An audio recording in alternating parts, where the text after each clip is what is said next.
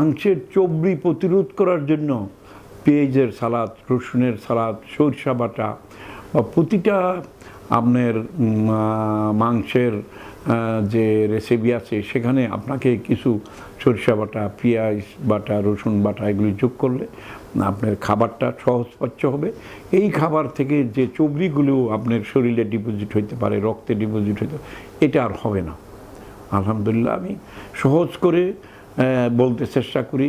আমি কথ্য ভাষায়, আমাদের গ্রামের ভাষায়, সহজ ভাষায় কবিরাজি চিকিৎসাগুলোই, আয়ুর্বেদ ইউনি চিকিৎসাগুলি এরকম সহজ করে আমি এই 20 বছর যাবৎ আপনাদেরকে বলে আসতেছি, আপনারাও শুনে আসতেছেন।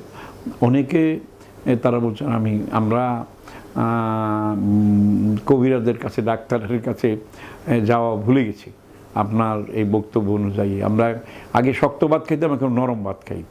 লবণ কম খাইতে বলছেন, লবণ কম খাই। খাবার পরে 10 মিনিট বিরতি দিয়ে পানি খেতে হয়। আমরা এটা সবসময় স্মরণে রাখি। সাথে সাথে ভাতের মাঝে, ভাতের 2 প্রান্তে আমরা পানি খাই না, পানিটা একটু পরে খাই এবং পেট ভরে একসাথে পানি খেয়ে নিই 10-15 মিনিট পরে।